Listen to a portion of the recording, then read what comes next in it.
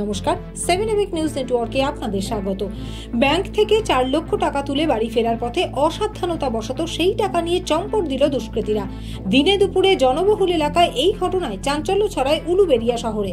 জানা গেছে, এদিন অবসরপ্রাপ্ত ব্যাংক কর্মী বিমল কুমার কৈলার দিদির চিকিৎসার জন্য উলুবেড়িয়ার একটি রাষ্ট্রায়ত্ত ব্যাংক থেকে 4 লক্ষ টাকা তোলেন। এরপর সেই টাকা ব্যাগে নিয়ে দোকানে ফল কিনছিলেন তিনি। সে সময় টাকার ব্যাগটি সাইকেলেই রাখা ছিল।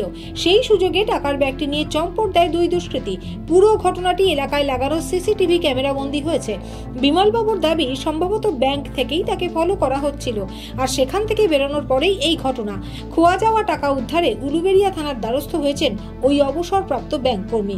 অধরা দুষ্কৃতীরা। কার্গিল যুদ্ধের বিজয় দিবসের 25 বছর পূর্তি উপলক্ষে এদিন দক্ষিণ হাওড়ার বাতাইতলা ফাঁড়ি থেকে শিবপুর বাজার পর্যন্ত একটি তিরঙ্গা যাত্রার আয়োজন করা হলো। এদিনের এই বর্ণাঢ্য শোভাযাত্রায় হাতে জাতীয় পতাকা নিয়ে বহু মানুষ এই বিজয় দিবস পালনে সামিল হন। সেই সঙ্গে কার্গিল যুদ্ধে যে সকল সেনারা দেশের জন্য প্রাণ ত্যাগ করেছিলেন তাদের প্রতি শ্রদ্ধা জ্ঞাপন করতেও এই সুবিশাল তিরঙ্গা শোভাযাত্রার আয়োজন করা হয়েছে বলে জানালেন অংশগ্রহণকারীরা। 1 মাসে 3 বার সমুদ্র তটের ভাঙনের জেরে বিপর্যস্ত দক্ষিণ 24 পরগনার গঙ্গাসাগরের কপিল মুনির আশ্রম সংলগ্ন এলাকা। সম্প্রতি ফের জলের তোড়ে এবং কোটালের দাপুটে ভাঙন ধরে আশ্রম সংলগ্ন রাস্তায়। সাগর মেলার 1 থেকে 5 নং স্নানঘাট পর্যন্ত সমুদ্র তটে ভয়াবহ ভাঙনের ফলে চিন্তার ভাঁজ স্থানীয় বাসিন্দা সহ রাজ্যবাসীর কপালে। ধীরে ধীরে আশ্রম চত্বর যেভাবে সমুদ্রগর্ভে দলিয়ে যাচ্ছে, তাতে অদূর ভবিষ্যতে বাংলার অন্যতম পর্যটন কেন্দ্র কপিল মুনির আশ্রম সাগরের ভয়াল গ্রাসে চলে যেতে পারে বলেও আশঙ্কা স্থানীয়দের। এই আশঙ্কার আবহে এবার ময়দানে নামল প্রশাসন। এদিন সেচ দপ্তরের বিভিন্ন আধিকারিক সহ ইঞ্জিনিয়ারের একটি দল পৌঁছয় সাগর পাড়ে। সেই সঙ্গে উপস্থিত ছিলেন সুন্দরবন উন্নয়ন মন্ত্রী বঙ্কিম হাজরা। সব মিলিয়ে যত দ্রুত সম্ভব ভাঙন রোধের ব্যবস্থা করা হচ্ছে প্রশাসনের তরফে। মাছ ধরতে গিয়ে উদ্ধার হলো একটি বিরল হলুদ রঙের কচ্ছপ। এদিন উলুবেড়িয়ার বাউরিয়া চক বানেখার বাসিন্দা মেহবুব গায়েন মাছ ধরবার জন্য তার বাড়ির পুকুর পাড়ে গেলে সেখানে আচমকাই এই হলুদ রঙের কচ্ছপটি দেখতে পান। সেটিকে উদ্ধার করে সযত্নে বাড়িতে রেখে খবর দেন বন দপ্তরে। আর হলুদ রঙের বিরল কচ্ছপ উদ্ধার হওয়ার খবর ছড়িয়ে পড়তেই মেহবুবের বাড়িতে কচ্ছপ দেখতে ভিড় জমান এলাকার মানুষজন। খবর পেয়ে উলুবেড়িয়া ফরেস্ট রেঞ্জের আধিকারিকেরা পৌঁছলে ওই কচ্ছপটিকে তিনি তুলে দেন বন দপ্তরের হাতে। আপাতত সেটিকে রাখা হবে গড়চুমুক প্রাণী চিকিৎসা কেন্দ্রে। উলুবেড়িয়ার ফরেস্ট রেঞ্জের আধিকারিক জানান, এটি আসলে বিরল প্রকৃতির অ্যালবিনো কচ্ছপ। সাধারণত জিনগত বৈশিষ্ট্যের তারতম্যের কারণে এদের গায়ের রং এমন হয়। কচ্ছপ উদ্ধারকারী মেহবুব গায়েন জানান, কচ্ছপের সংখ্যা ক্রমশ কমে যাচ্ছে।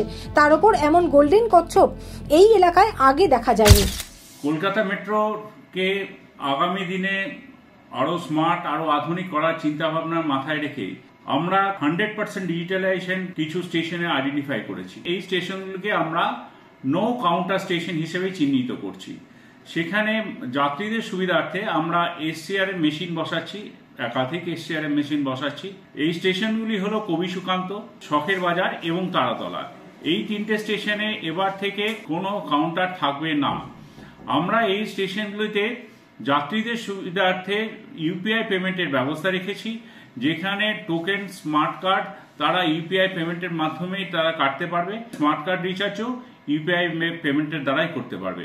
যতক্ষণ আমাদের ট্রেন অপারেশন চালু থাকে ততক্ষণই কাউন্টারগুলি খোলা থাকবে। যাত্রীদের এই দিক দিয়ে কোনো অসুবিধাই হবে না।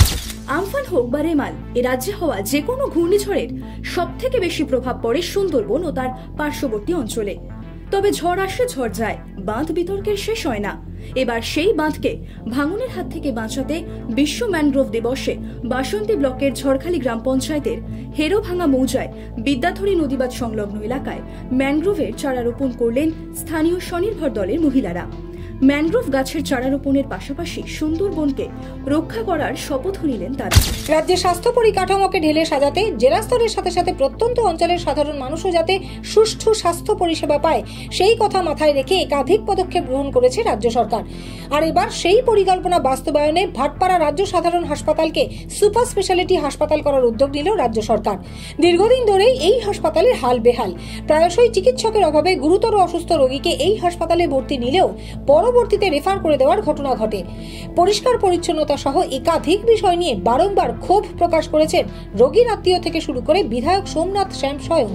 এবার সেই সমস্ত সমস্যার সমাধানে উদ্যোগী হয়ে ব্যারাকপুরের নবনির্বাচিত সাংসদ পার্থ ভৌমিক রাজ্য স্বাস্থ্য দপ্তরের সাথে বৈঠক করে ভাটপাড়া রাজ্য সাধারণ হাসপাতালকে সুপার স্পেশালিটি হাসপাতাল করার সিদ্ধান্ত নেওয়া হয়েছে।